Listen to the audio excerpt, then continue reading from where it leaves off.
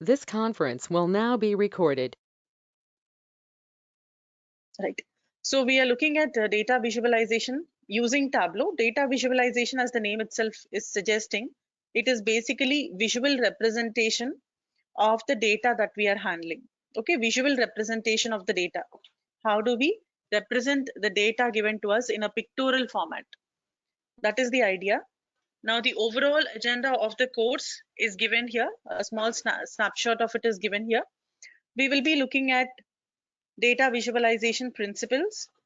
Now, this is something that I will do a deep dive into once we begin creating the charts. Okay, today it's going to be mostly theoretical, where I will just walk you through the principles, but the practical application or implementation of the principles is something that you will get to see once we start creating the graphs.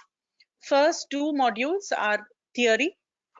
We are going to just make sure that we have a good foundation, okay, before we start creating the charts and before we start doing the hands-on activities.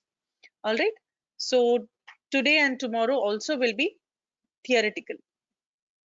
After looking at data visualization principles, we will learn about a lot of things like how to create different types of charts or views in Tableau. There are 24 charts which we can create very easily in Tableau through something called as the Show Me panel, which in no way is a limitation of Tableau. Beyond the 24 charts, which can be directly created, there are hundreds of customized charts which we can create. We will be looking at that. After learning how to create charts, alongside that, we will also be learning how different concepts like how do we create filters in Tableau, what are groups, how do we sort the data, how do we create a set, what are calculations, when do we need to create calculations, and how do we create calculations, etc. Under calculations, we have one category called as level of detail expressions. Okay, so we will be looking at that as well in detail with real-time use cases and applications of level of detail or LOD expressions. Then we will cover about everything with respect to maps in Tableau, everything about geographical maps. So geospatial analysis is something we will take care of when we get here. And finally, we will look at how to create dashboards and stories in Tableau. So dashboards basically are that one-stop shop, are that one repository where we put all the worksheets that we have created together. So that is the overall agenda of the course. Now, along with this course, where we are learning a tool named as Tableau Desktop, you will also be given access to Tableau server training videos, okay, which will help you learn and understand about Tableau server, the installation part and configuration of server, etc. You will be given access to a webinar recording, which is about Tableau Prep, a tool that is used to clean the data and shape the data even before it is brought into Tableau. And you will also be given access to Tableau online recording.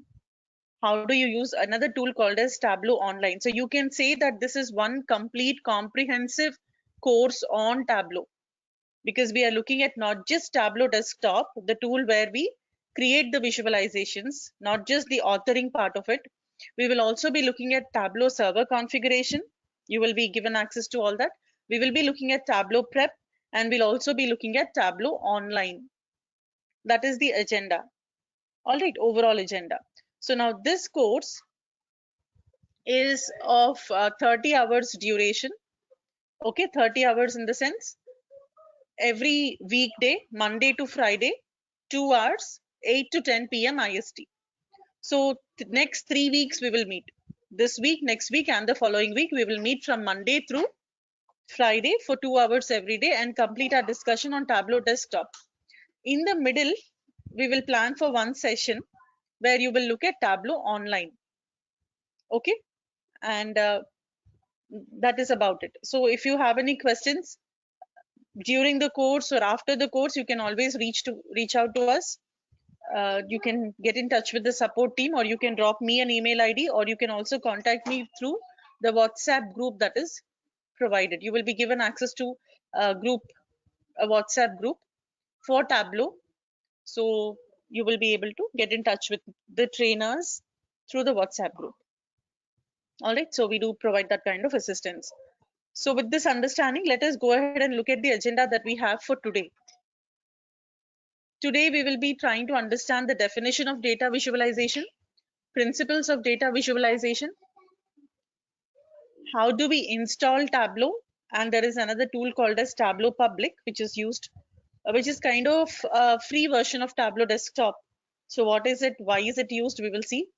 We will also try to explore Tableau a little, the user interface. We will try to get familiar with the different sections on the Tableau user interface, namely the start page, the data source page, different components and terminologies we will try to get familiar with.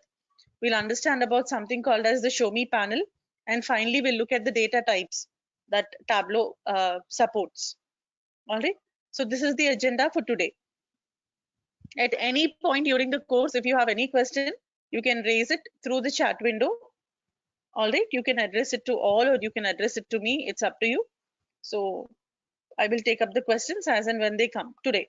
From tomorrow onwards, I'll take up the questions at the end of every logical break point. Okay, once we come to the end of a topic, logically come to an end, we will I'll take up the questions. But today, since it is the first day, many of you might be having a lot of questions about the course or about what we are talking. So you can raise your questions, and as and when I see a question, I will read it out and answer. All right. So let's go ahead and look at what is data visualization. In a very simple way, if I have to tell you, we know that a picture speaks 1,000 words. There's a very famous saying, right? Picture speaks 1,000 words. So data visualization is a pictorial representation of the data, as simple as that. What could that pictures be? The ones that we create, they could be graphs, plots, maps, charts, views, viz. All right, so different names, no matter what you call it, ultimately it is a picture that is representing our data. So it is basically pictorial representation of the data. Yeah, yes, Tanuj. Each and every session is recorded, and the recorded video will be provided to you by the next day. So suppose we complete the discussion today, by tomorrow morning, you will have access to the class recording in your AI Spray account. So you will all be given your login IDs to AI Spray, which is the learning management system of 360DigiTMG. When you log in there, you will find the batch corresponding to your, a folder corresponding to your batch. So you can go there and access the videos. The training material, that is the presentations which we are using in the training, and the data sources that we will be using for the hands-on activities, everything is provided in your learning management system portal. And every module has quiz questions that need to be attempted at the end of every module. You can do that. And from module 3 onwards, because first 2 modules are theoretical, as I told you, from module 3 onwards, there are hands-on activities. So assignments basically, which you can solve as in how we complete a module. You can start working on the assignments and keep solving them alongside. Don't try to keep them till the end of the course and then attempt it after the course is over. Keep doing them alongside, as in when we complete a module, try to attempt it, the assignments, and submit them. So what happens is, if you are stuck on any question in the assignments given to you, if you're not able to solve something, you're not able to understand a question, or you're not getting the desired solution, we can discuss it in the class. But that will happen only when you people attempt the assignments, try to solve them from your side, and then have a discussion with me. All right, so I will, as long as I am there, as long as the training is going on, you have access to the trainer, and I will be able to solve it for you in the class, provided you attempt it from your side. Okay, so that kind of support I will provide. So make sure that you all complete your assignments by the time we reach the last day of our training, and submit them on the last day. Last day of our training, all of you are supposed to submit your assignments without fail. After which you will be given access to the projects. And when you successfully complete the project given to you, the offline project, which you can do at your own pace and convenience, pace in the sense you will be given a timeline. It's not a live project is what I mean. Okay, you will get a project which you have to work on, and upon successful completion of that project, you will be given a live project which you will work with the employees of Innodatatics. You will be working along with them on the live real-time projects that we solve. Okay, so that is how it is going to work. So what I would request is, today somebody will be joining the session from the team, and they might ask you to provide your email IDs or mobile numbers through which they can give you access to your LMS account, and specifically to the Tableau folder in your LMS account. Because I believe most of you are data science participants, you already have your account. Those of you who do not have an account, somebody would join very soon and they will collect your information. Okay, so by tomorrow evening, you all should get access to the training material. Okay. So why visualizations? Simple again. Why visualizations? Because we don't want to go through each and every record that is present in the database, all the data, scan through it, and then try to infer something out of it, which will help the business to take informed decisions. It is going to be a very tedious task, nearly an impossible task, at least in this era where we are talking about big data and data bursts is happening, right? To look at all those millions and millions of records of data and then try to draw inferences becomes impossible. So we instead go ahead and represent the data in a visual format, and those visualizations will talk to us, meaning they will tell us, when we look at them, we will be able to understand our data, we will be able to take informed decisions regarding the performance of the business. That is the basic understanding. Okay.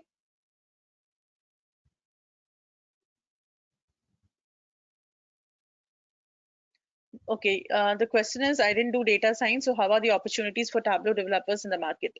Is data science also required for this? Data science is not compulsory to be a Tableau developer.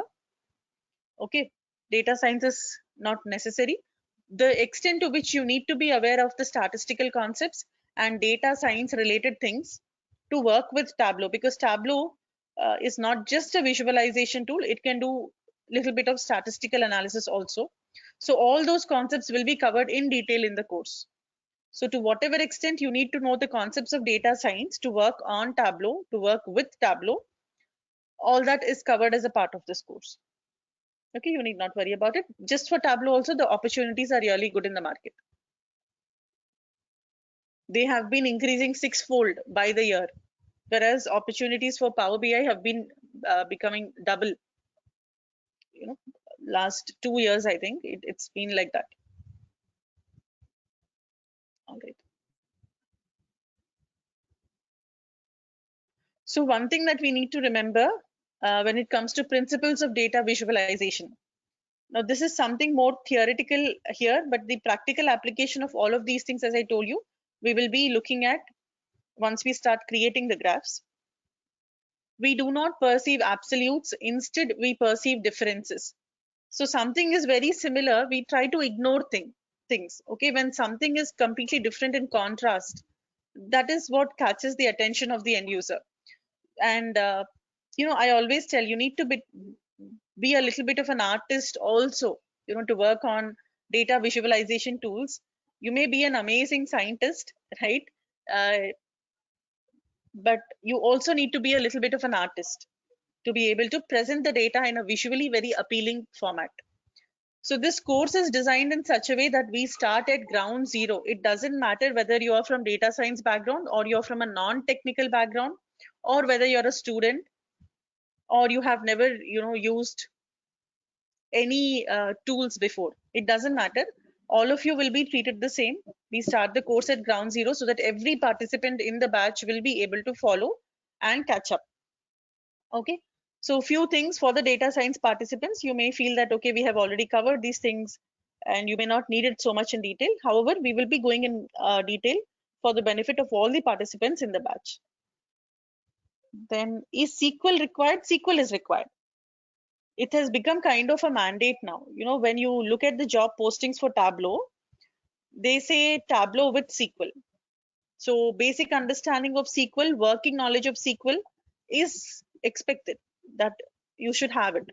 And at 360DigiTMG, what happens is every quarter, there is a session, that is a free session that is given out, free SQL training that is provided. It is quarterly, every quarter. Or you will also be given access to the SQL training videos, so you can get yourself trained on SQL as well with the support from the team, okay, to prepare yourself to work better on Tableau. Look at this visualization. Basically, this incorporates all the best practices and principles. One look at it, I know that it is talking about the injuries that have occurred on different body parts for players. So this is definitely talking about some game season, right? Super Bowl week. And the data point, the bubble there or the circle there, is telling us about the number of injuries.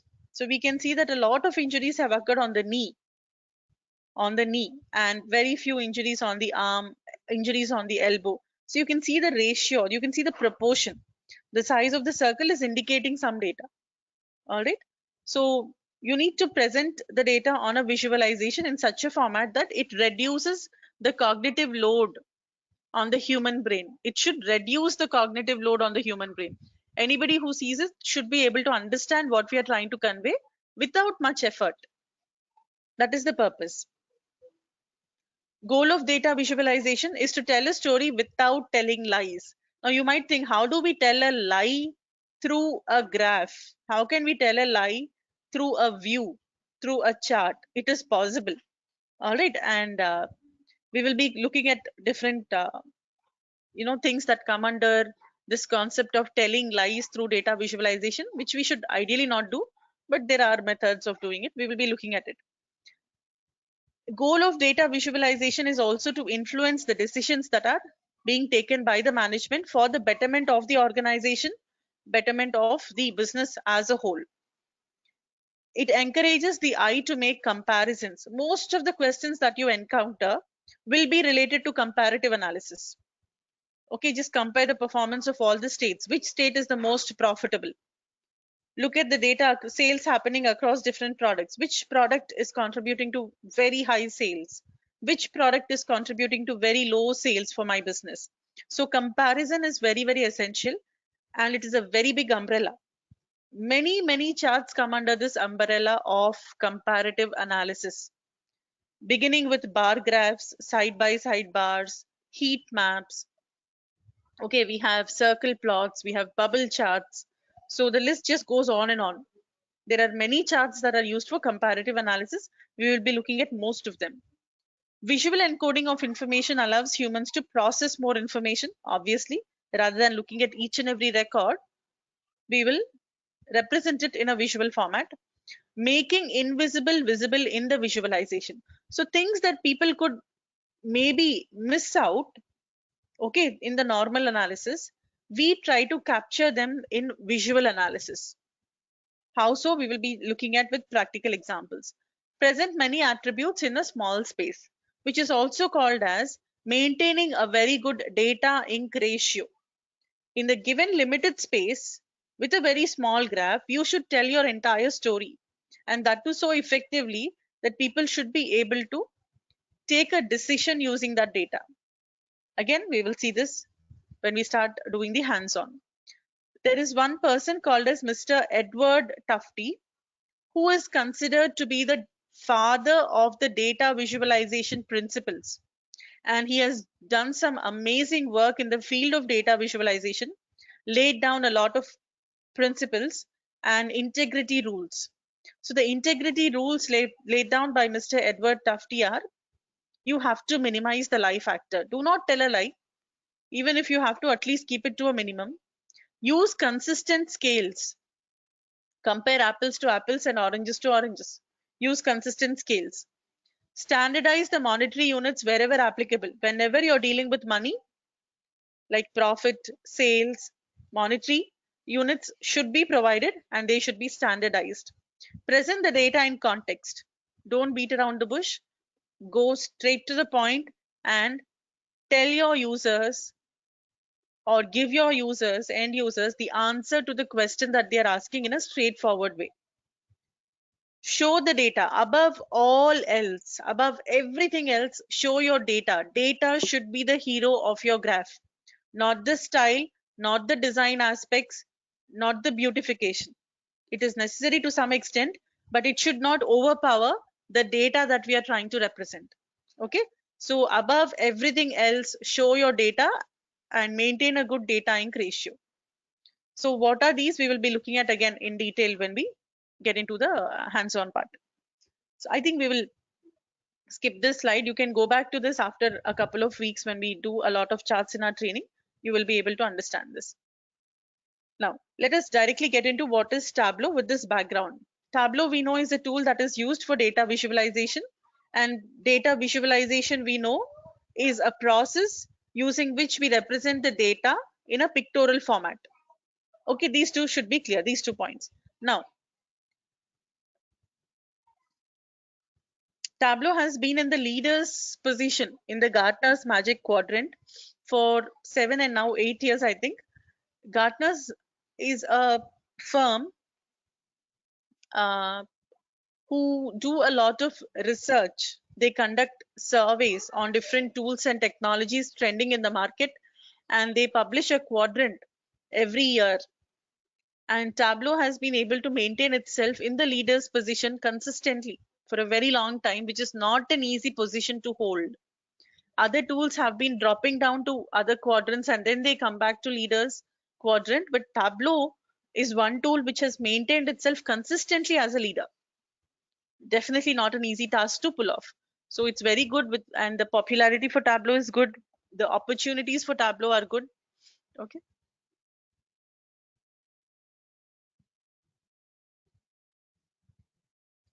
Now coming to the most important part of today's discussion, which is how do you install Tableau and where do you install Tableau from?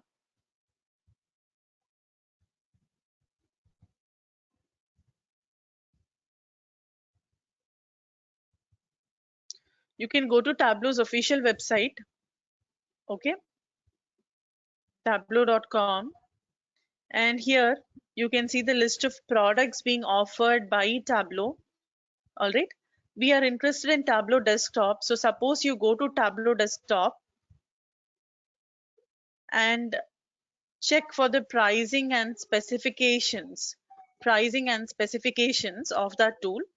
That is where you will find information or details about how to purchase this tool. All right, now Tableau desktop actually comes as a bundle. It is bundled with Tableau Prep Builder, the tool which is used to clean the data. Okay, Tableau Prep Builder is a tool which we use to clean the data. And we don't really purchase, we are not given Tableau desktop license separately. What we purchase is the license for Tableau Creator. Okay, in case you intend to purchase the tool, you would be purchasing the license for Tableau Creator, which is going to cost you $70 US dollars per user per month. However, it is billed annually. Billed annually meaning you have to pay upfront for 1 year, which makes it a very expensive affair. So what do we do now? For training activities, it's not required for you to purchase Tableau Creator, not required, because Tableau people, they give Tableau desktop and Tableau Prep Builder for free for 14 days. 14 days. Okay, so you can start a free trial. When you click on start a free trial, the tool, it'll go here. You just have to give your email ID. It need not be business email. Even though it tells or asks you to provide business email, you can give any email ID, that is fine, and click on download free trial.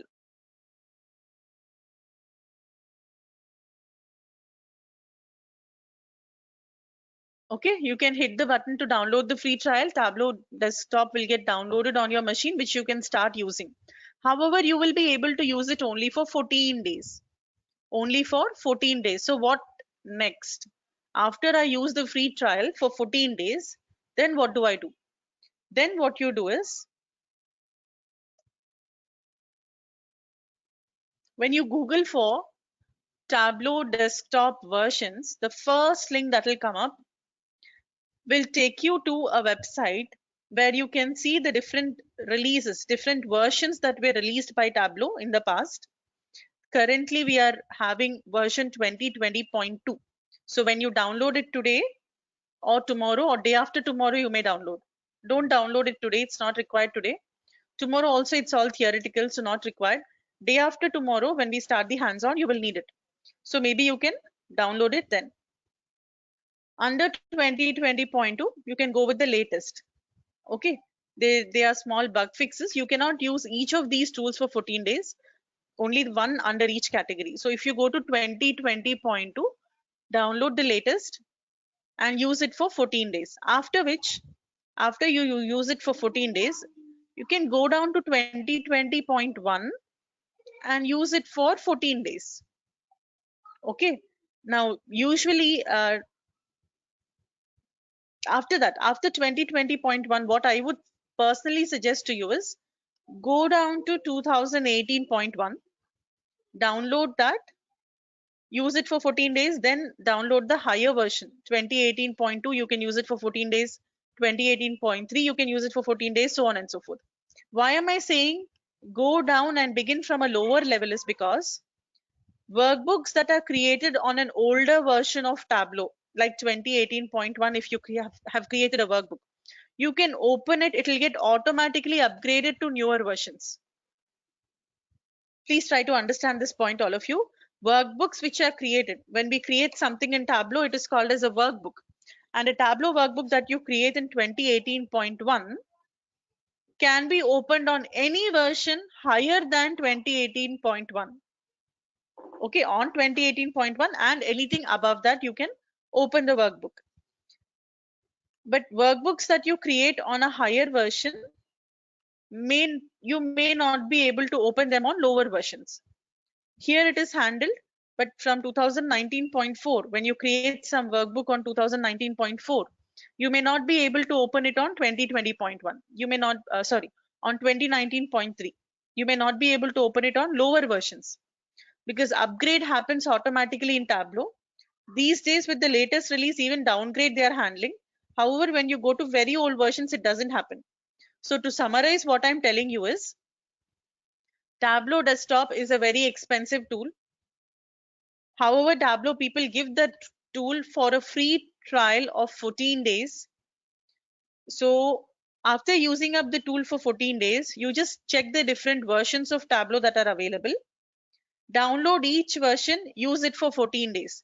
That way you would be extending your time with the tool Tableau Desktop to a very long duration. What you ideally would probably get only for 14 days, you are now getting it for multiple 14 days, each version for 14 days. Okay, but my personal recommendation is now you can install the latest version, but at a later point of time, start at a lower version like 2018.1 and go up. Start at 2018.1 and go up from there. Okay, now what if that is also over? Because this will give us 14 days, 14 days, 14 days, 14 days, fine. Maybe 3 months or 4 months we will get, or 5 months we will get using these different versions. Let's say we got 5 or 6 months. But after that, what do we do? Right? How do you continue your training or your practice on Tableau? Is you can use something called as Tableau Public.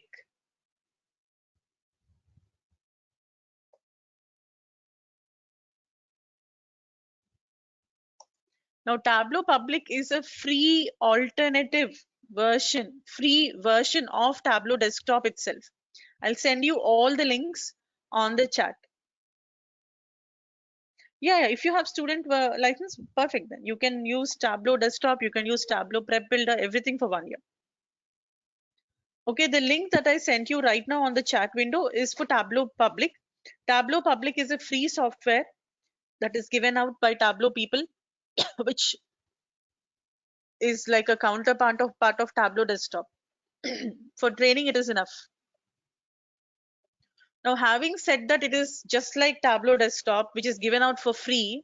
Now, when we have something that we are getting for free, why would we purchase the license for Tableau Desktop? I'm sure all of you have that question in your mind. Because it is free, there are a few limitations. Now, nobody will give everything for free, right? It is free, but it comes with a few limitations. It comes with a few limitations. What are those limitations? I will tell you in detail in the next module. All right. So for now, you can use Tableau Desktop different versions. after which you can continue your work with Tableau by using Tableau Public. What are the differences? We will discuss in detail when we come to that, when we get to that concept in module 2. Another thing is, suppose any of you is a student pursuing your graduation or post graduation or anything above graduation and above,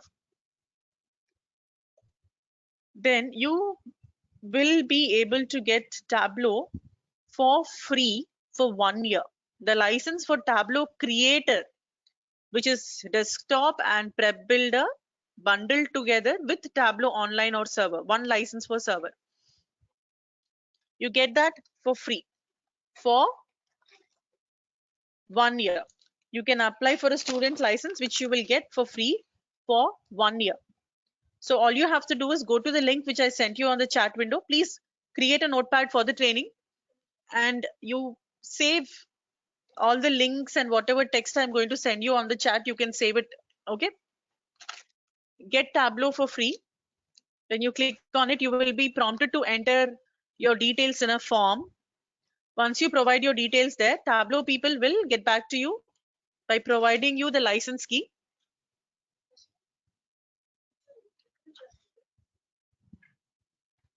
Okay, you just have to submit and they will get back to you with the key. They may ask you for a copy of your ID card. It may be anybody from your family also. You can apply on their name and use it, or any of your friends or family or somebody in your circle. All right, so now this link of different versions of Tableau also I'm going to share on the chat window. So I'm sending you 3 links. The first link is for Tableau Public. Second link is if you're a student or know anybody who's a student, you can apply for the license, which comes for free for 1 year. The license that you get is Tableau Creator license. Then the next link is for different versions of Tableau. Download 2020.2, then 2020.1. However, after that, go down to 2018.1, then go up from there. All right. What else? Regarding installation, this would be it. And there's another tool called as Tableau Reader. We will talk about it a little later. But if you want, you can download this also. You will need it a little later. Tableau Desktop is free for students, provided it is a full-time program from a college or a university, not from a training institute. Okay.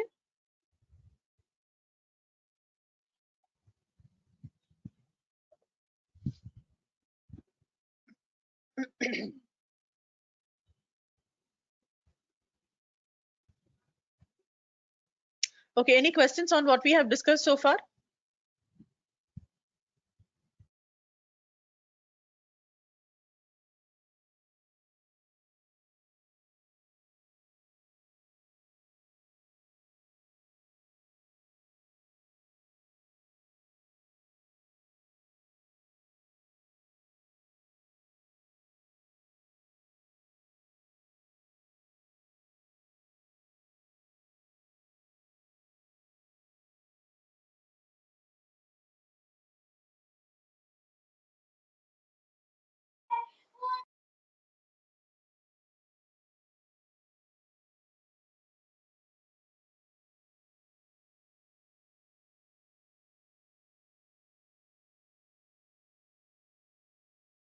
Okay, I don't see any questions coming up. System requirements.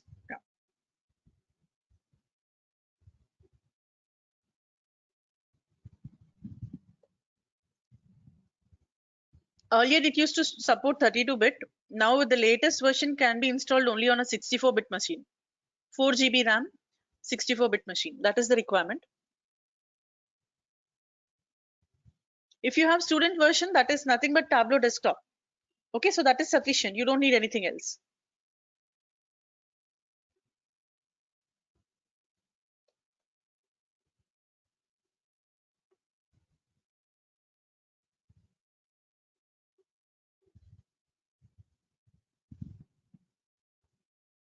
No, let's go to official Tableau website.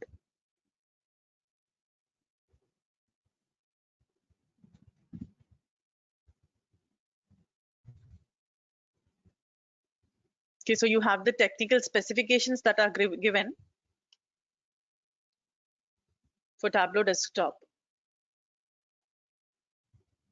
2 GB only memory apparently, but a 4 GB would be good. And it should be a 64-bit machine. On 32-bit machine, somehow they have stopped the support. Earlier it was supported, now it is no longer being supported. Okay, and if it's Mac, then these are the requirements.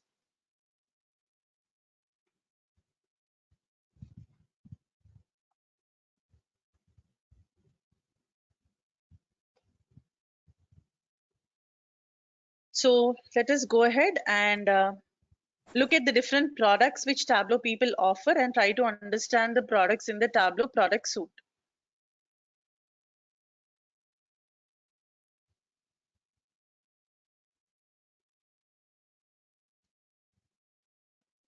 So first is Tableau desktop, which is basically the authoring tool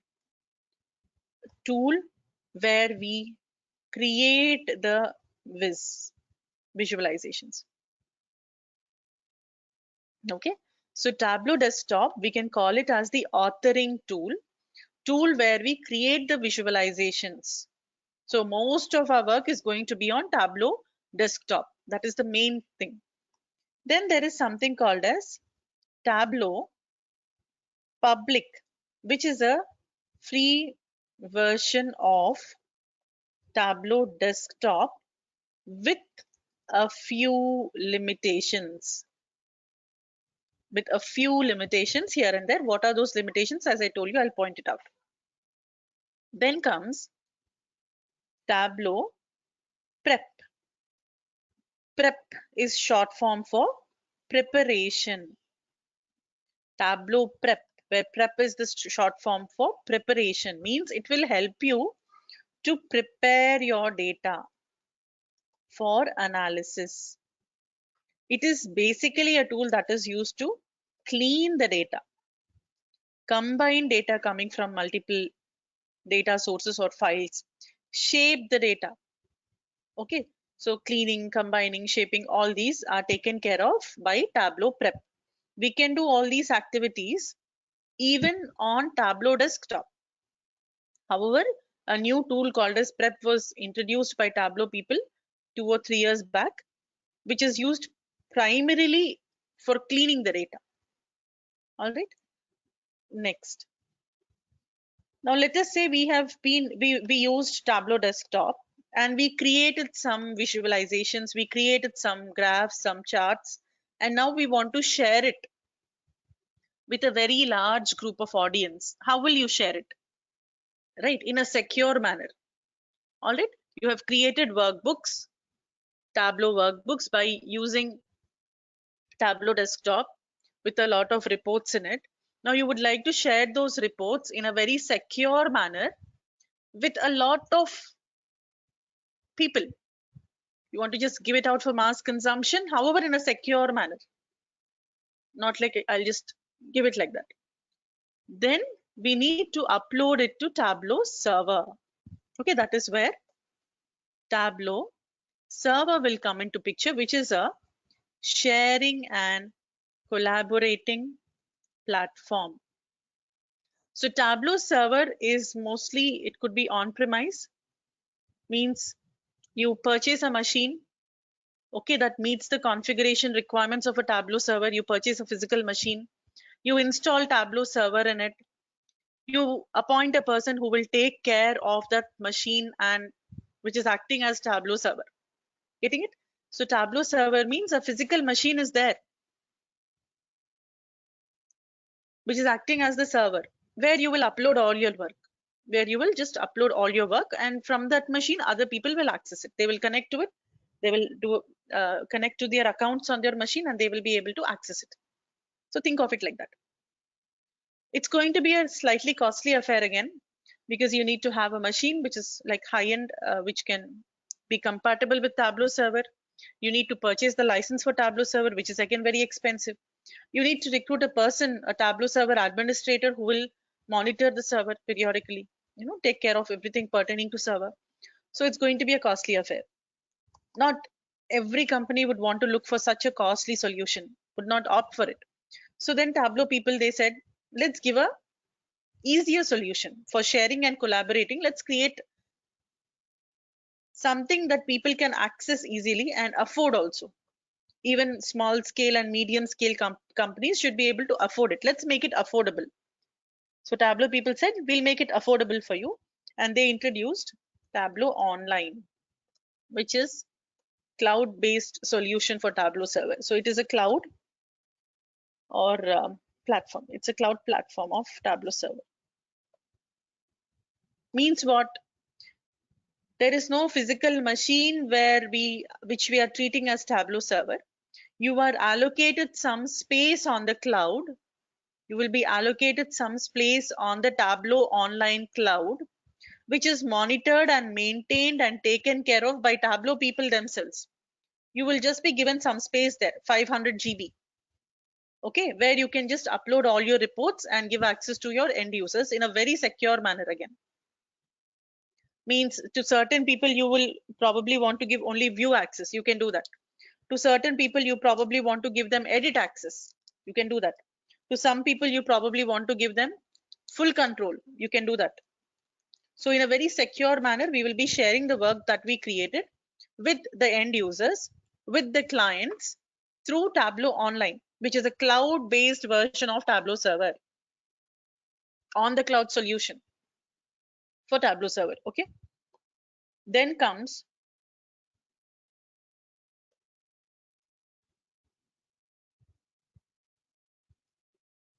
Tableau Reader. The name itself is probably ringing a bell, right? Tableau Reader. Reader means read only. Now let's say you have created a workbook on Tableau desktop. Okay, please try to understand this scenario. Let's say you have created a workbook on Tableau desktop and you sent it in an email to a friend of yours. To open that workbook, that person also will need to have Tableau desktop. But Tableau desktop is very expensive. We cannot ask them to purchase the license. So what do we do? You can ask your friend or the other user to download Tableau Reader, which is again a free tool. On Tableau Reader, the other person with whom you shared your workbook created on Tableau desktop will be able to open it on Tableau Reader. The other person will be able to open it on Tableau Reader and view or read it. They will not be able to create anything new. They will not be able to edit what you have created. They can only see what you have created and interact with it. So that is the purpose of Tableau Reader. It is a read-only tool which is provided for free. I think this is enough for today. We will discuss further about it. Okay. So these are the main components. Then there is something called as Tableau Mobile, which is an app available on both Android and iOS platforms. Using Tableau Mobile, you can access your Tableau online account from anywhere, and you can look at the visualizations from anywhere you want on your mobile phone. Okay, so these are the main products that you need to be aware of, which are present in the Tableau product suite. Yeah. So any questions on any of these tools? I mean, we will get into the details of each and every tool, but at a very high level, is it clear what are the tools and what is the application? In one word, what is the application of each of the tools? So the moment I say Tableau desktop, you know it is a tool that we are going to work on. It is authoring tool. You create things there, you author, you create. Public, just a free alternative of desktop, but it comes with a few limitations because it is free. Prep, for preparation, prepare your data. Server, you go and save your work on server. Tableau Online, cloud-based solution given for Tableau server, cloud version of Tableau server. Reader, as the name itself is saying, read-only tool. Mobile is for free. Tableau mobile app is for free. You have to log into your Tableau online account or Tableau server account and you can view the visualizations, or if it is something that is public, some general things, you can open on Tableau Mobile. But Tableau Mobile app as such is free.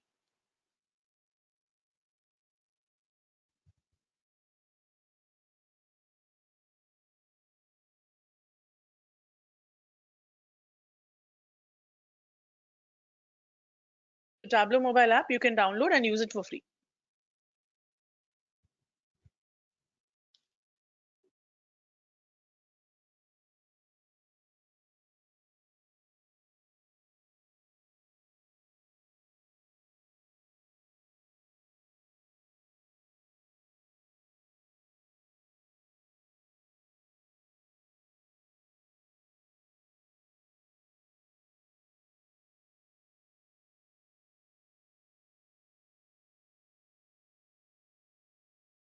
To some extent, Vijay, very limited capability you have.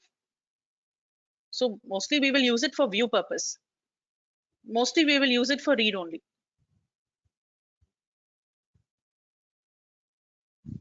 So to view the visualizations on the go, you can use Tableau Mobile.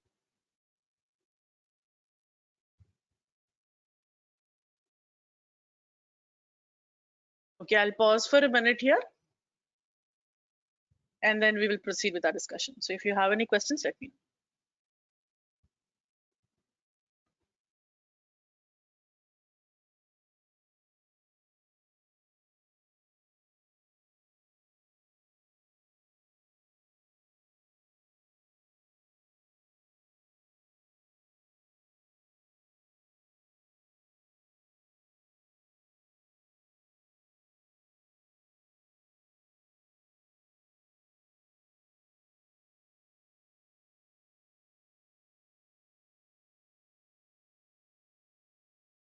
No, there are opportunities for freshers also, though rare. It is a little rare. Usually 1 or 2 years experience they're asking for these days. But they will be, sometimes you do get openings for freshers also. But with this course, and because you will be working on live project, which no other training institute provides. Okay, everybody, they will give you assignments and they will give you one final project, one normal project. But the advantage here is you get to work on a live project. It doesn't matter from which domain you are, even if you're from non-technical background. Okay, you get to work on a live project in the industry, in the organization, in the company. So you can put up 2 years of experience. Okay, it's off the record, but you can put up 1 or 2 years of experience depending on your confidence level and depending on how well you invest your time into mastering the tool. You can put 2 years of experience. That's not. Can this be integrated with any business applications? Through Tableau server, we can do the integration. See, which industries are asking for Tableau is the question. Ultimately, it is a data visualization tool. Okay. Now, BI, business intelligence platform, is huge. It spans across all the industries and across all the domains. Practically, there is no industry which is not touched by BI. So you will all have to be on mute.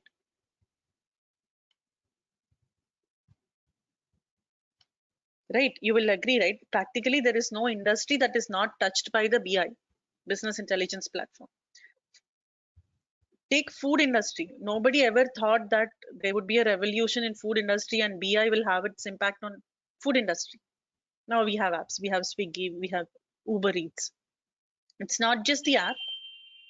Okay, it's that they do a lot of analysis towards giving you the options. Now when you log in to Swiggy or Uber Eats or any of the food providers like Zomato, etc., depending on the time at which you log in, also you get different options with slightly different rates and slightly different discounts. 12 o'clock in the afternoon, it is different. 2 o'clock in the afternoon, when you're extremely hungry and you just want to eat something and you need food delivered, the cost will go up. So it is to that extent. So BI has its presence everywhere: fashion industry, food industry, transportation, anywhere, not just banking, finance, or healthcare. It has its presence everywhere. So it doesn't matter in which domain you people are working, any of you. So when you talk about business intelligence, no matter which path you traverse, again, you, how you are traversing there, ultimately it boils down to presenting your analysis in the form of a report. Okay, it doesn't matter where you're working in BI. Ultimately, it boils down to presenting your analysis in the form of a dashboard or a report. That is where these dashboarding tools or reporting tools or visualization tools like Tableau and Power BI, ClickView, ClickSense, and many other tools in the market, they come into picture. Okay. So if you ask me where, in which industry, which domain, I would say everywhere. Wherever you think BI can have an impact, Tableau will have its presence. Okay.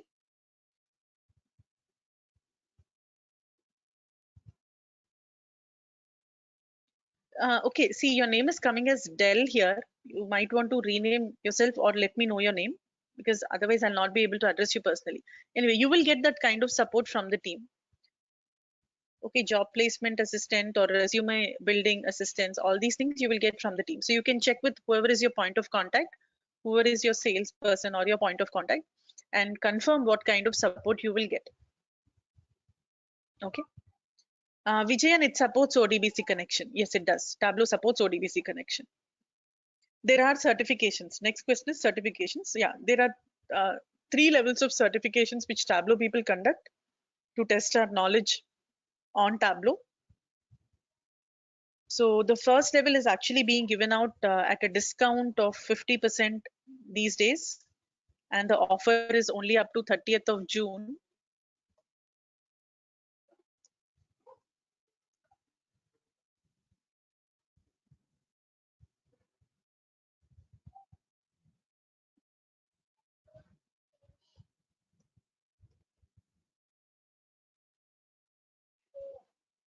Okay, there are 3 levels. There is Tableau Desktop Specialist, the first level, very primary, very basic level. Then there is Tableau Desktop Certified Associate, and there's Tableau Desktop Certified Professional. These are the 3 levels at which Tableau people themselves conduct the certification. Now, Desktop Specialist is going to be very simple. With this training, I give you 100% guarantee you will be able to clear it, provided you pay attention in the class and you work on the quizzes and assignments given to you. Okay. Now, when you take up Tableau Desktop Specialist, which is currently be testing on 2020.1 version of Tableau, there is no expiration date. Once you clear the certification, you are a Tableau Desktop Specialist forever. Okay. However, how much weightage will it add to your profile? I would say not much. Not much. Okay, because everybody in the industry knows that this is a very basic level which people with just about 3 months of experience also can clear. Okay. So if you ask me, is this going to bring a lot of weightage to my profile and my resume when I say I'm a Tableau Desktop Specialist? I would say not so much. But you can attempt it because there's also a discount and it's being given away at just $50. It's your wish, okay, whether or not you want to take it up. But the next level of certification, which is Tableau Desktop Certified Associate, has good weightage. In fact, if you check the job portals, some people who give out the requirements, who put the job openings, they say they are looking for Tableau Desktop Certified Associates, active Tableau Desktop Certified Associates. Certification is not sequential. You can take up specialist if you want. You can take up directly certified associate if you want. There are no prerequisites for Tableau Desktop Specialist or Desktop Certified Associate. There are no prerequisites. So you can directly take them up. All right. Now, Certified Associate, don't take it easy.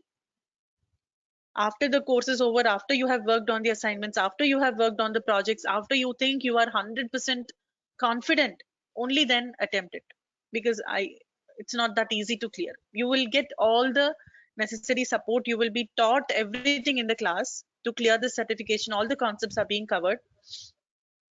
At least 90% of them are being covered. However, it ultimately depends on how much effort you put from your side. Okay. I have seen people with 2 years experience also think that this is going to be very easy and they did not clear it.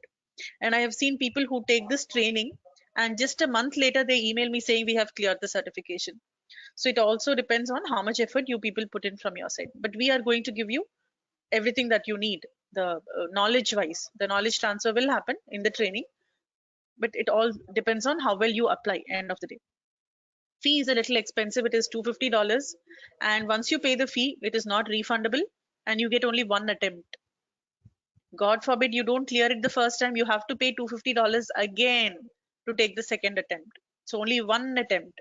That is why make sure that you are well prepared. Okay. There's an exam preparation guide which will tell you about where you can get an idea about the type of questions that are asked in the certification. It's actually too early to discuss all these things because there's a question on certification. I'm telling you, don't get worried, don't get overwhelmed, don't panic. We will be actually looking at all this. We will actually solve one question paper in the class. Okay, so you will get an understanding of how to attempt, what should be your approach towards different questions, etc. Okay, 75% passing score, 36 questions will be asked, 18 theoretical, 18 hands-on. Each hands-on will have 4 marks. Each theoretical depends on the type of answers, number of answers. Good thing is it is objective type. It is objective type without negative marking on top of that. Objective type without negative marking. So you can take it up whenever you want. You can book a slot at your own comfort and convenience. Whenever you think you're ready, you can take up. You can take it up from your home. It's just that you have to be alone in the room where you're taking the exam. Nobody else should be present along with you. So we'll do this. Okay, when we get to that part on certification, we'll do it. The last level of certification is Tableau Desktop Certified Professional. Now there is a prerequisite for this. The prerequisite to attempt Desktop Certified Professional is you should be an active Desktop Certified Associate. Now, what does it mean? Active Desktop Certified Associate is the Desktop uh, Certified Associate license that you get when you clear the exam is valid only for 2 years, which means after every 2 years you have to take the exam again, renew your license to remain a Tableau Desktop Certified Associate. Otherwise, your license will expire. You will no longer be a certified associate. So you should have been you should be an active certified associate to take up certified professional. That is subjective, means you will be given requirements, 3 hours duration. You will have to work on the requirements, solve them, create reports and dashboards and stories. Okay, so just a basic overview because there was a question on certification, but I will give you an in-depth understanding of certifications when we get to that module.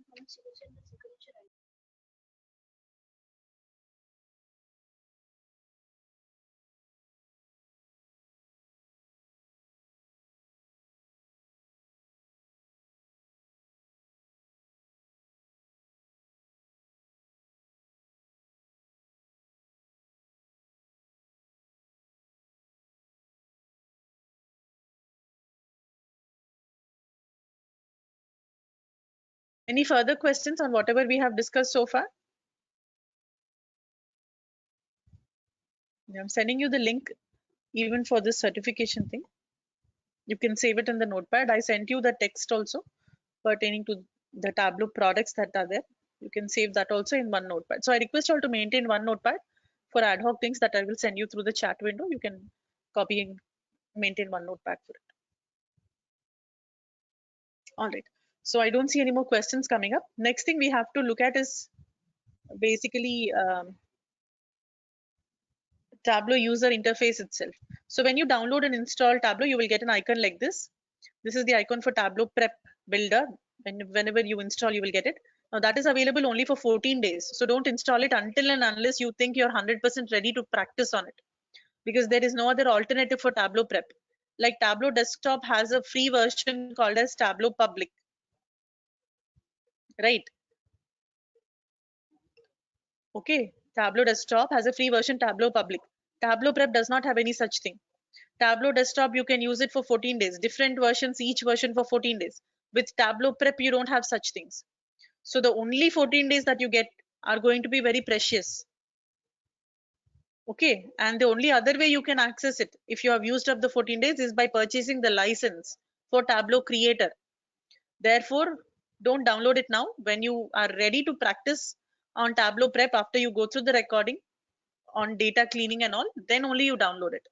So you can download Tableau Public if you want. You can have everything multiple versions also on your machine at any given point of time. So when you have installed Tableau, when you finally install Tableau, when you double click and open it, you will get a page like this. Okay, here let's take a break for 5 minutes. After the break, we will start discussing about the Tableau home page or the start page. Okay, so I will see you after 5 minutes. Quick 5 minutes break, come back and we will discuss further. Thank you.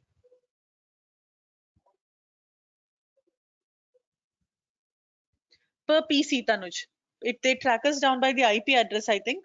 So it's not per email ID, it's per PC. For Tableau desktop and for Tableau prep, it is per PC, you can say. Per IP address, I think, more specifically. But Tableau online, you can use it with different email IDs. You can keep using it for 14 days. Tableau online, that is a different thing. All right.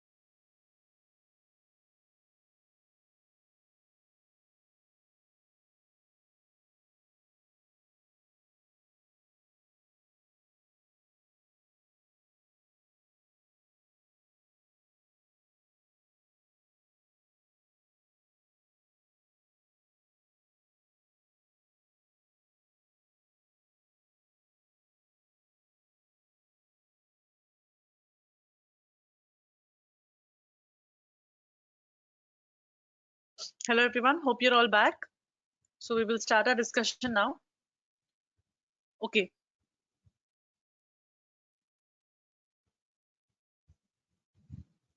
No, if you have student license, it will work on Tableau desktop and it will work with Tableau prep also. You don't need anything else. If you have Tableau desktop license, you don't need to be worried about anything. Okay. If you have student license. For people who do not have student license or Tableau desktop license, who will be relying on different versions of Tableau and on Tableau public subsequently, I was telling that for Tableau prep, there is no such option. For Tableau prep, that tool, there is no such option.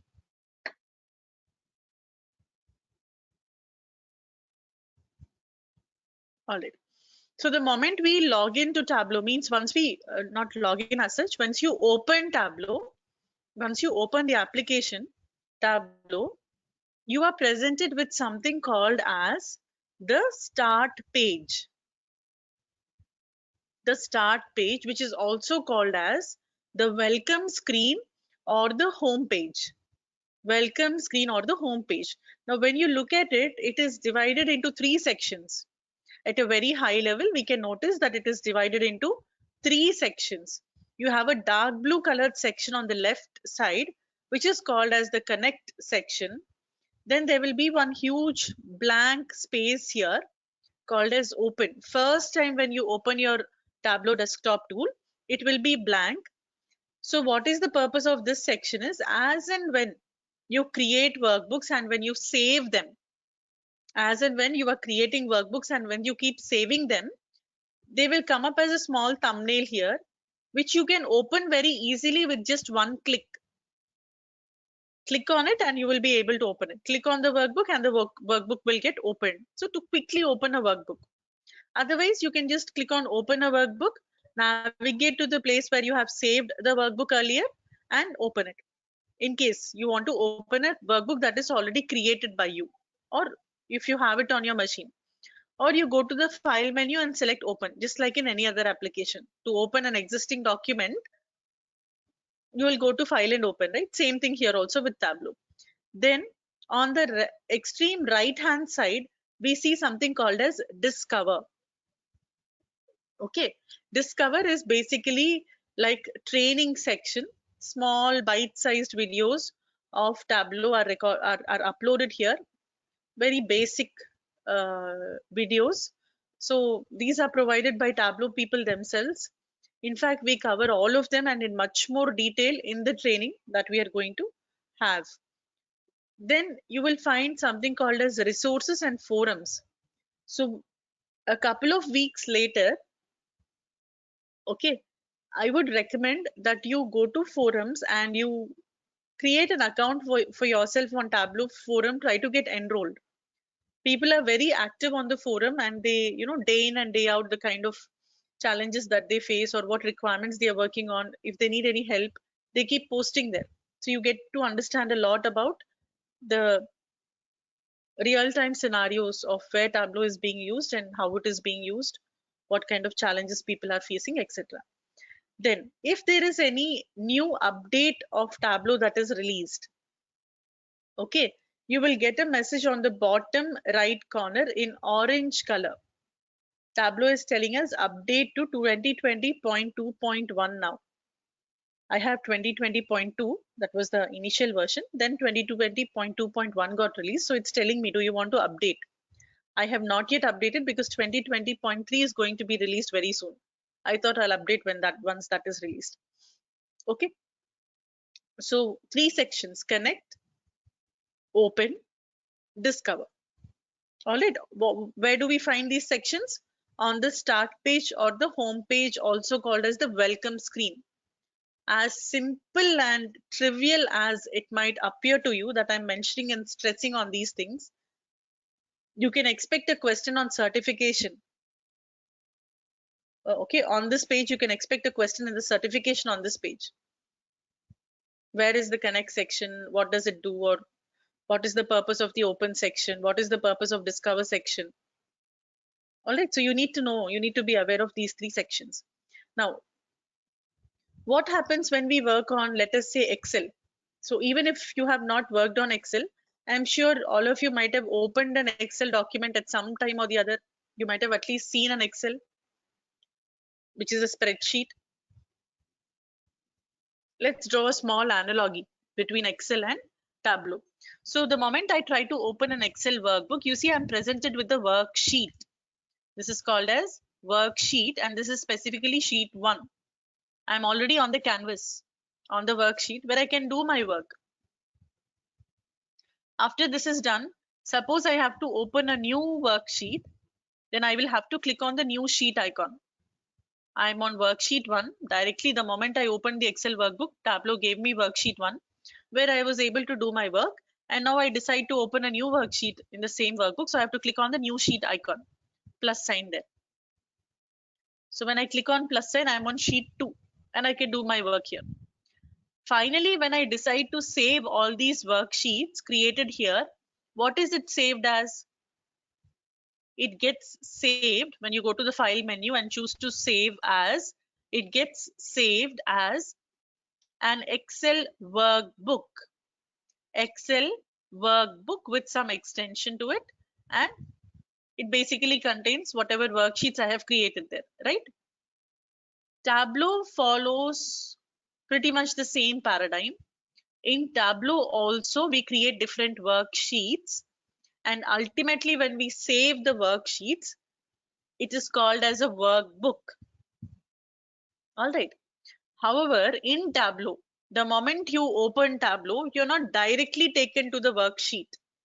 We are not directly taken to the canvas or the view pane or the worksheet. We are taken to the home page or the welcome screen or the start page.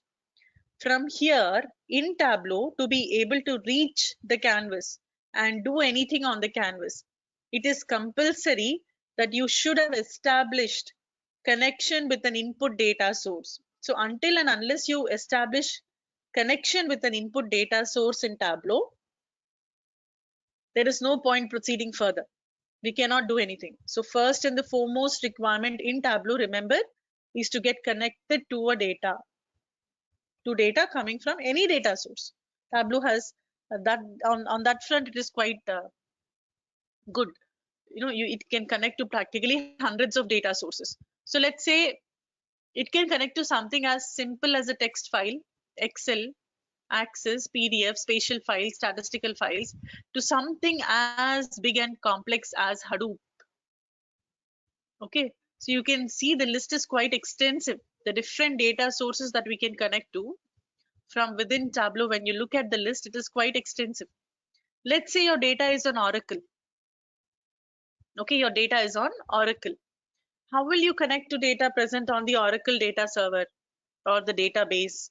Is just all you have to do is one click on Oracle, enter the name of the server to which you're trying to get connected, authenticate yourself by providing the username and password, sign in, job done. You will have access to data coming from that particular Oracle server.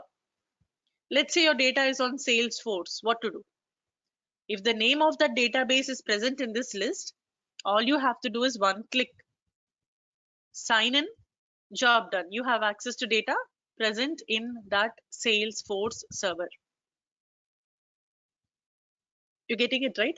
So if the name of any database is present in this list, it means Tableau is compatible with that data source.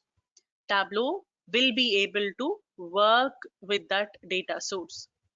Now, what if your client data is on some data source whose name does not appear in this list? I have my client data on some machine, on some server, data server. Name of that data source or name of that database, name of that data server does not appear in this list. Then what to do? Then Tableau people have given us ODBC.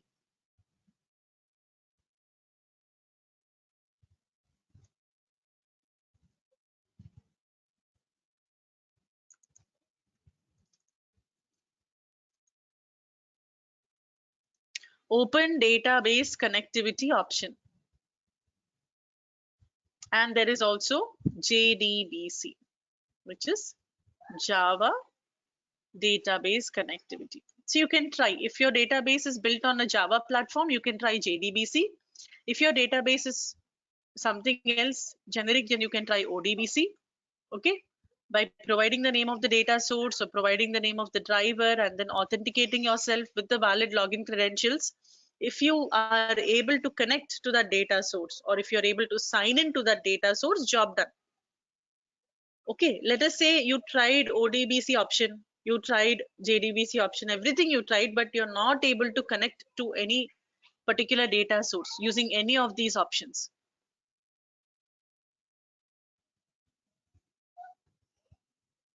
Okay, if at all the name of the data source does not appear in this list and you have tried ODBC, that did not work, and it is not a Java based data source, or you tried JDBC, it did not work, then what to do?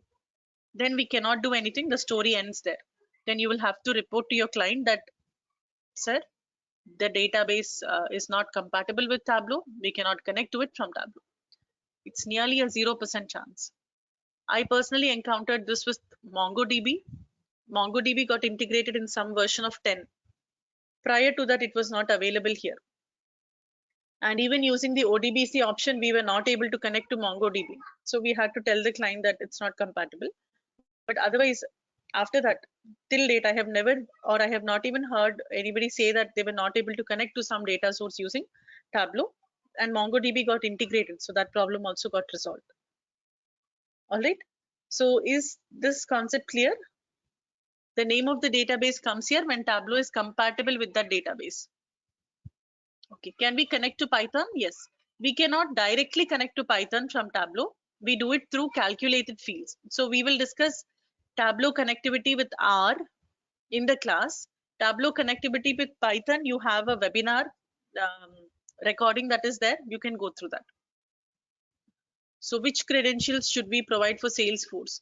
No, that will be given by your client, right? Let us say you're working in some organization, you're working for some client, and the client has saved that client has saved the data on Salesforce.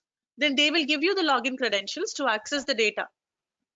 Okay, you will log in and access it.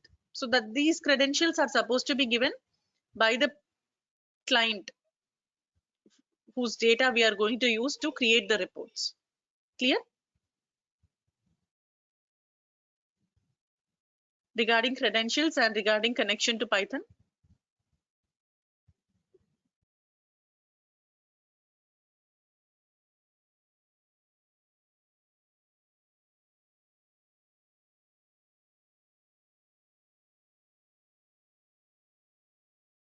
Please respond. Is it clear? Is your question clarified? Because your name is coming as Dell. I cannot address you personally.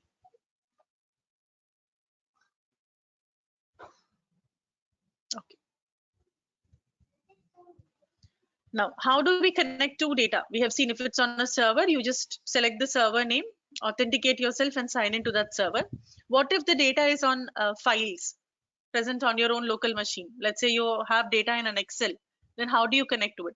Select the file type here, like Microsoft Excel. Then you can navigate to the place where you have saved the file, select it and hit open. So we choose the data site, the data source to which we want to connect to on the home page. Once you choose the database or the file and you tell Tableau that this is the database or this is the data source or this is the file that you would like to connect to, okay, you are brought to the next page, which is called as the data source page.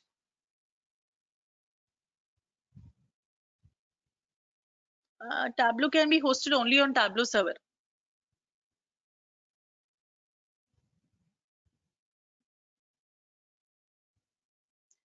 Sivaramakrishna, you can download Tableau desktop latest version 2020.2. Use it for 14 days.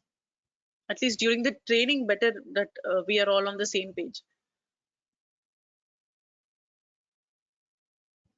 Later, you can install Tableau Public after the training is over to continue your practice. Okay. Latest version you install.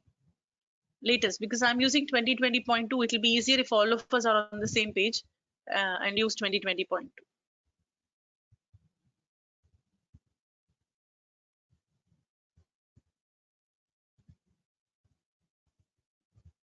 Okay.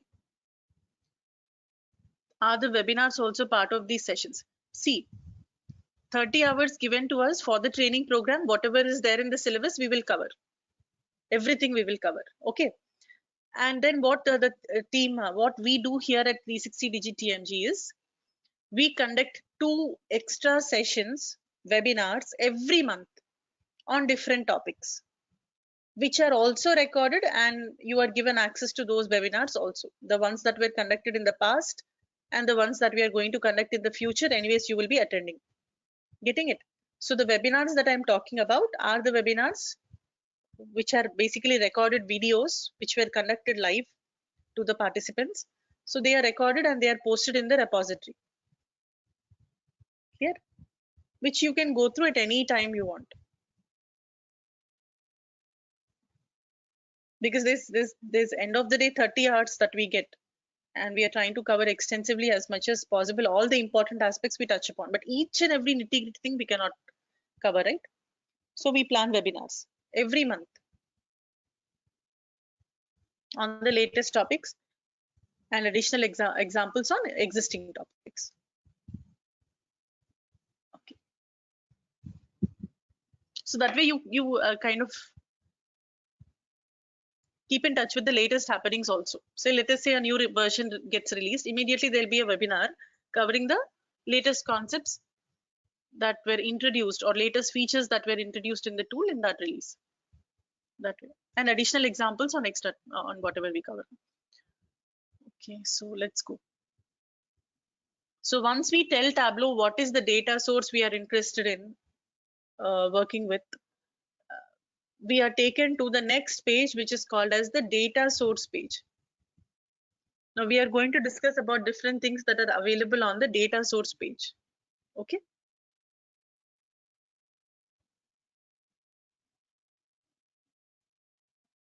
Here on the left side, you can see the name of the data source that you are connected to. The name of the data source I'm connected to is Sample Superstore. You can see that it is of type Microsoft Excel. Okay. And you can see the list of sheets present in that data source which appear here. Here again, I have to make one point. Any requirement that you're working on, any project, any tool for that matter, any data visualization requirement on any data visualization tool, there are 4 things that we need to understand. We need to understand the requirement itself, which this I think all of you will agree with me, no doubt.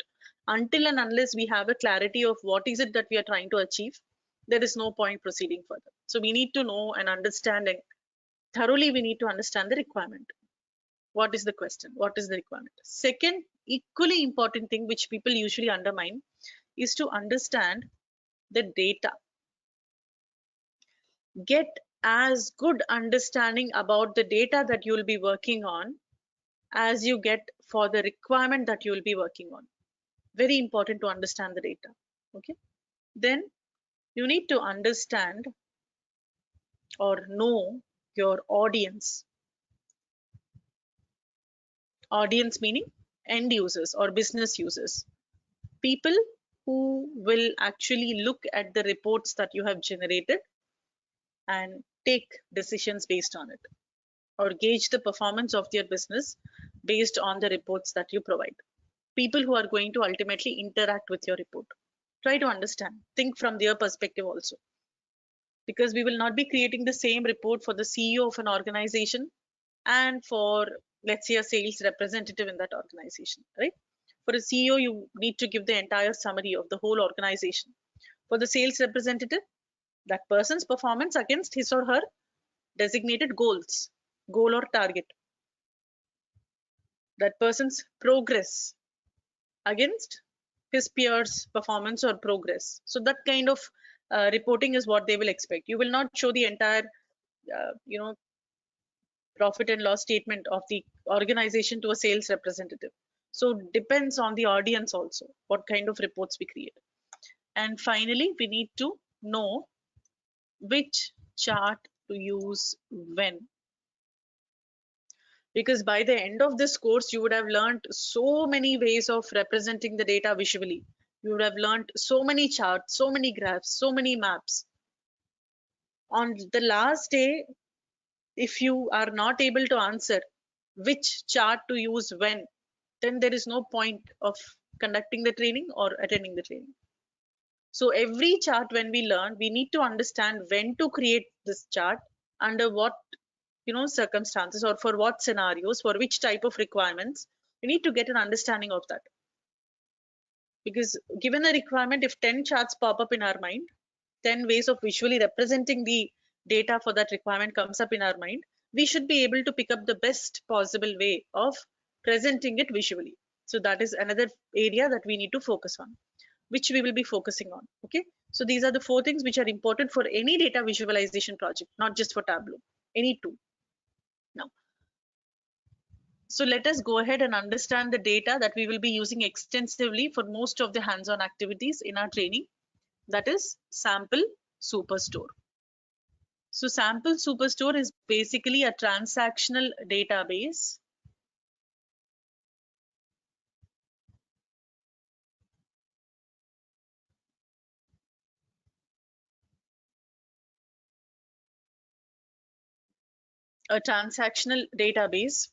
which stores information about the transactions happening with superstore. Every transaction has a unique number. Every row in this database has a unique number given to it. That is how the rows are recognized, through row ID. Okay, and what is it that they sell? What are the transactions happening is, they sell different types of products. They sell different types of products like bookcases, chairs, tables, furnishings, storage units, phones, binders, appliances, etc., etc. They sell different types of products. Now, similar products come together to form a subcategory. Similar products are grouped together and they form a subcategory. Like you see here, different types of tables that are being sold here, they belong to tables group or tables subcategory. Similar type of subcategories come together to form a category. Similar category subcategories come together to form a category, like bookcases, chairs, tables, and furnishings all belong to furniture. They are basically different types of furniture items, right? So they belong to the furniture category. So how is the data organized in this databases? We record the name of the category and the subcategory and the product, everything. So there is a parent-child relationship between the members. If you think of category as the parent, subcategory are the child members. If you think of each subcategory as the parent, then the products being sold under it become the child members, that way. So there is the top-down breakdown. There is that approach. Okay, hierarchical data is there. Now, when people come and they tell that, okay, I want to purchase bookcase. When a person comes in, let us say this person is interested in purchasing a bookcase. So what happens is an order ID is generated. An order ID is generated, and date when the order is created is recorded in the order date field. How is that particular order being shipped out to the customer is recorded in the ship mode field. When is it going to be shipped out is recorded in the ship date field.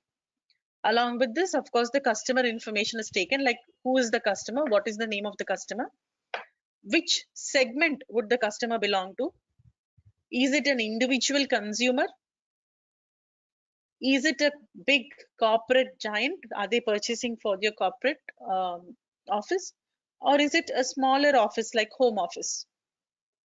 Smaller offices called as home office. Every customer is given a unique ID with which the customer is recognized, because names could be ambiguous. We cannot say that every customer should have a unique name. Names could be repetitive. Names could be ambiguous. So IDs are used to very uniquely recognize the customers. Then the address of the customer, country, state, city, postal code, where they belong to, all this information is also recorded in the database. Okay. Now this is all kind of categorical information. Who is the customer? How did they, how are they, what is the ship mode that they have chosen to receive the shipment? What did they order? It's all kind of categorical information. Then we come to quantitative information. Quantitative meaning, what is the sales value associated with that transaction? How many products did they purchase? If they say that we want a bookcase, is it one bookcase or multiple bookcases, 2 or 3 or 4? So the number of products ordered is under quantity. Whether or not any discount was given on that transaction is entered or recorded in the discount column. What is the profit we made by performing, or by from that transaction? Was it profitable? At least, is it even profitable or loss? Because it's not necessary that every transaction should give us a profit. Some of them could be giving us a loss, and we are happy with it because we just probably want to just sell it off. So depending on the discount, there could be profit, there could be loss. Means what? Profit is a column that can have both positive and negative values, whereas the other columns, they cannot have negative values, only positive. And when it comes to discount, 0 and above, nothing below 0. So this is the data that we will be primarily dealing with. Then there is another worksheet in the same workbook, in the same data source, called as returns. When an order that is placed by the customer is returned to the business, no, not every order will be accepted, right? Some people, if they don't like it, they return it. So when they return it, the order ID is captured in the returns worksheet. And there is one status field called as return, which tells that yes, this order has been returned. Yes. Then there is one worksheet named as people, which has the names of the regional sales managers of Superstore. Okay. This is the data that we are going to be dealing with. Now, when we get connected to the data source in Tableau, what happens? We are taken to the data source page, where we can see the list of all the worksheets or tables present in that data connection. And to start using the data from any of these worksheets, to start building the reports using the data present in these sheets or tables, we have to drag it and drop it here. Drag it and drop it here in this area. So let me drag and drop. Once you drag and drop it here, you will be able to see a preview. You will be able to get a preview of that data in this section, which is called as the data grid. So where are we? We are on the data source page, or data source tab or page, where we can see the name of the data source that we are connected to and the worksheets or tables present in it. When we drag and drop any particular worksheet here, we get to see the data. We get a preview of the data on the data grid. It's called as data grid. What is present on the data grid is not just the data. Along with the data, we also get a visual cue to the data type of that field. Visual cue to the data type of that field. What does it mean? So you can get a preview of the data. Along with that, what is it that we are seeing? There is one hash symbol here. Hash mark is a visual cue representing that the data is numeric. ABC is a visual cue representing that the data is alphanumerical. Alphabetical, alphanumerical, combination of alphabets, special characters, numbers, any such things are treated as string data. String, ABC represents string. Then there is calendar. Calendar is a visual cue representing that the data is date. The data in that field is date. Okay. So it's like this. If you see a hash mark, it indicates numeric data. Under numeric, it could be of type decimal or it could be whole number. Whole number means without decimals. Whole number means something without decimals. Then when you see the visual cue as ABC, it is indicating alphabetical, alphanumerical, or alphabets plus numbers plus special characters. It doesn't matter. Okay, as long as you have alphabets in combination with anything else, it is considered to be string data. So this is string. Then when you see a calendar icon, as I told you, it means it is date. So you see this is whole number because it's row ID, right? You can have one row or two rows or three rows. You cannot have 1.5 rows, 1.5 rows, 1.256 rows. Such things not possible. Decimals will not make sense. When it comes to row ID, decimals will not make sense. And Tableau is intelligent enough to understand that this is a whole number. ABC means, as I told you, it is a visual cue for string. Calendar means it is a visual cue for date. It is a visual cue for date.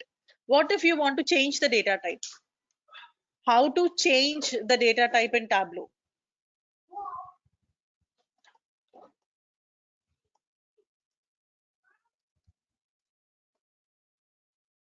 How to change the data type? To change the data type, all you have to do is click on the visual cue, and choose whatever data type you think is more appropriate. So let's say here I want to make it date and time. I want to make it date and time. Then what happens? You see the visual cue for the data type of date and time, calendar plus clock. Calendar plus clock is a visual cue for date as well as time. It has taken default time because we don't have time actually. It is wrong to change the data type in this case. However, I went ahead and did it. So it's taking the default time of 12 a.m. I'll just make it date again. Okay. Then along with this, other data types that it supports is Boolean data. Boolean data means true or false kind of information. And if there is any data that contains geographical information, data set will be given to you. Today only theory. So if you see globe icon as the visual cue, it means this field contains geographical data. Geographical data which can be represented on a geographical map. Okay, now how does Tableau know that this is geographic? That we will discuss when we get to the discussion on geographic maps in Tableau. Okay, when we get to geographical maps, that time we will discuss about it. So these are the data types which Tableau supports, and Tableau will automatically try to recognize the data type of the field depending on the data, and it will assign a data type. If you think Tableau did not do the right job, you can always go ahead and change the data type to whatever you think is more appropriate. Okay, that option is always there. Now, here there are a few more things that we can do. You can rename the field. Now let us say sometimes what happens is in databases the names are not so self-explanatory, like ship mode and ship date and order date. Sometimes they're all technical names used. Names like, let's say it's a table. Okay, then they will use TB underscore some other code. It's talking about, let us say, students, then ST underscore field 01. Okay, TB underscore ST underscore 02 second field.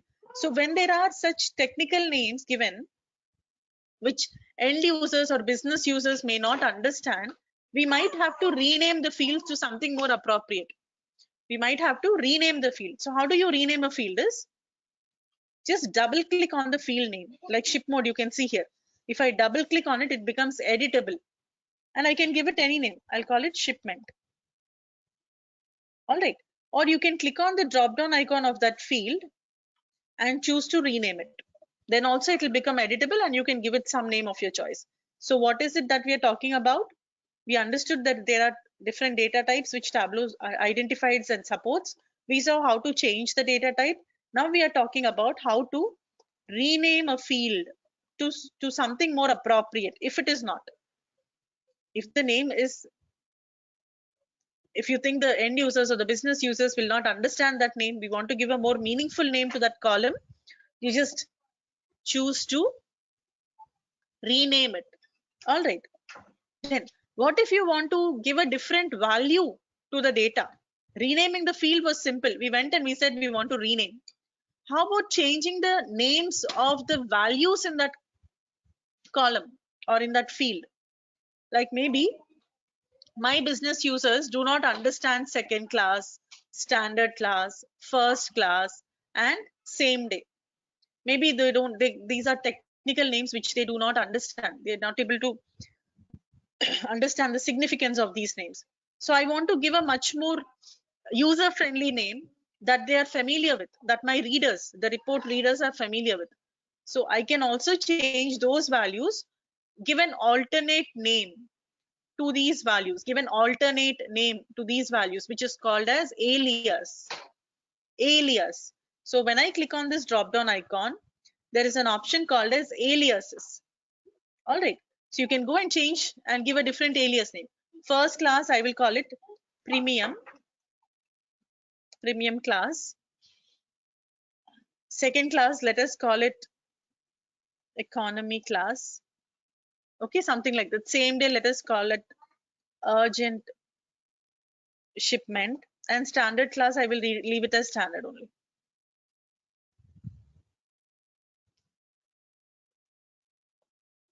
Okay, so if you think it is required, if you need to rename something, rename the values, you can use the alias option. So what happens when you do this? You will be able to see the alias name instead of the actual name that is there in the database. In the database, it is called something else. And here you are calling it something else using an alias name. Okay, now you will notice that the checkbox called as show aliases became active because we are seeing the alias name. What if you want to see the original name of that field in the database? Original values from the database and not the alias or the alternate name or the new name that you have given to the values. Then you just uncheck show alias. It will go back to showing you the original. You select alias, it will show you the alias name that you have used. Okay, it's that simple to toggle between the two. All right. Now, if there is any field which you think is not necessary for your analysis, like maybe I don't need to know which segment the customer belongs to, you can go ahead and hide it. Any field that you think is not required for your analysis, you can go ahead and hide it. So when you hide it, it gets hidden. What if you want to bring back the hidden fields? Then you'll have to select this checkbox of show hidden fields. The hidden field will come back, but it will be deactive. It will be deactive. You have to go to that field and unhide it. So what is the next thing we are discussing here? After aliases, we are discussing about hide and unhide options. All this is there in your training material. Okay, don't worry about the thing, just focus on the concept. So if you want to hide something, you will go click on the drop down icon of that field and choose to hide it. If you have to show the hidden fields, select the show hidden fields checkbox and unhide them. Hiding is one step, unhiding is two steps. Okay, now here on this data grid, these are the things that we can do. Everything that we can do, we have covered. Next to the data grid icon that we are on, you will see another icon called as metadata. Manage metadata. So what is metadata? Metadata is data about your data. Correct? Metadata is data about your data. What is the data here? These values, the columns and the rows, this is our data. What can we know about the data? What could be the metadata? Basically, all the other information about this data means what is the name of the field, what is the data type of the field, which table does it belong to, from which data source is it coming, in the data source, which table. All this information becomes the metadata layer. Many more things, but as of now, with respect to data grid, this is the information. So it's like this. Let me give you an analogy here. Let's say you're reading a novel. Okay, you're reading a story. So the actual story written in the book is data. Okay, that story that is written in the novel is data.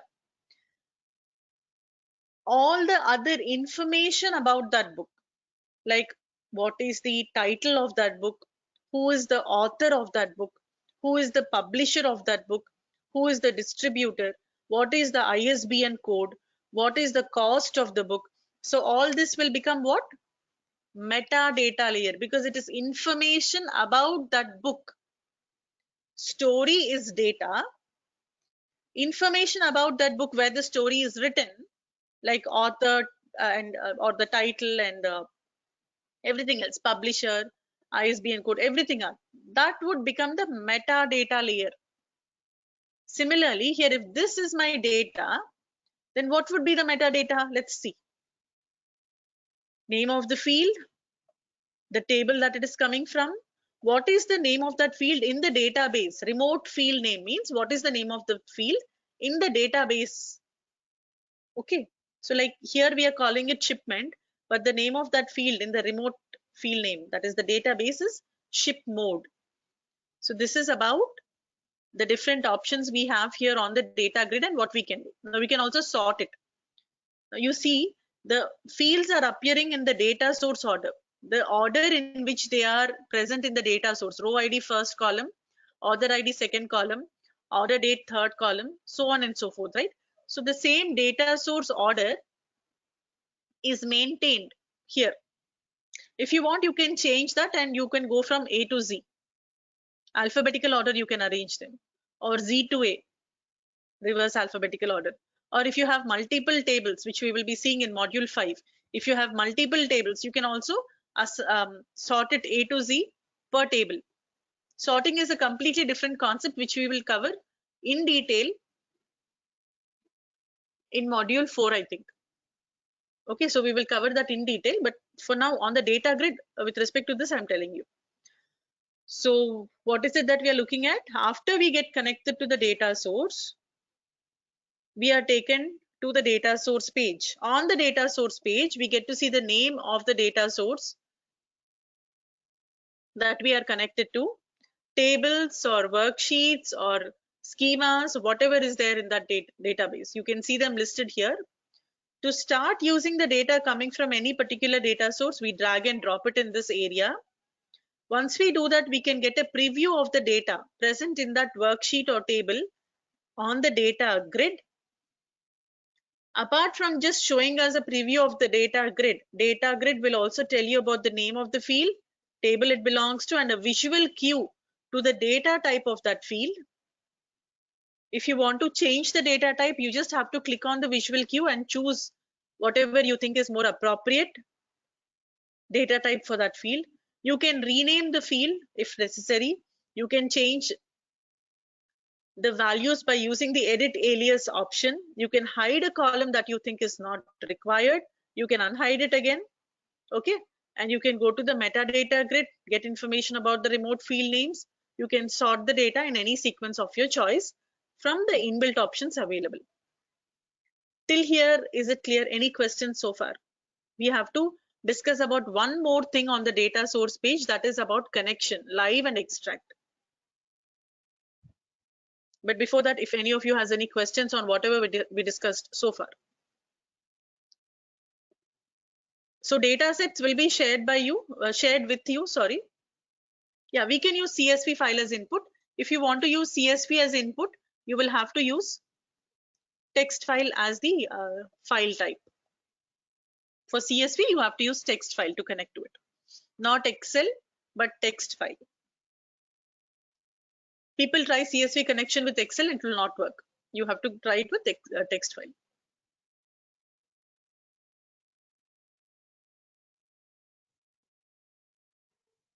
We can change the date format. Yes, we can change the date format. We will look at it a little later. Or how to change the date format, we will see a little later. Okay.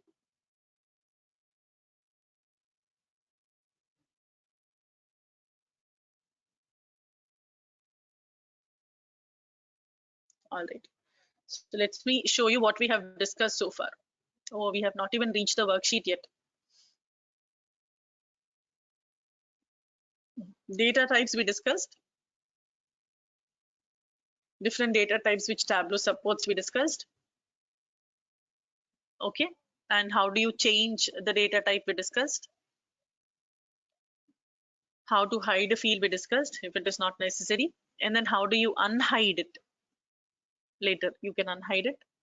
So here we have to discuss about live and extract connection, and we have to discuss about the different components and terminologies on the user interface itself, which we will not do today. We don't have enough time, because even if I begin this discussion, I cannot finish it in the time given to us. So here we will stop our discussion. If any of you has any questions on whatever we have discussed today, I will take it up now. Tomorrow we will continue with the same module, module 1, where we look at the remaining concepts and then proceed to module 2. Now, Manish has entered the meeting. So please WhatsApp your email ID on that number given to you on the chat. Please make a note of the number and WhatsApp your email ID. Okay. Once you do that, you will be given access to Tableau. Once you get the access to the Tableau folder, you will be able to see the presentations.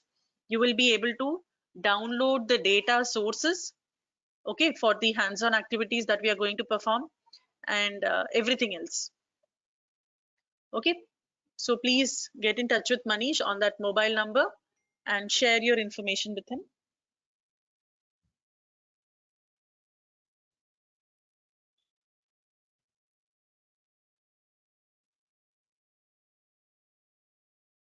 Okay, all of you, please take a minute, give him your details. Maybe you can do it right away.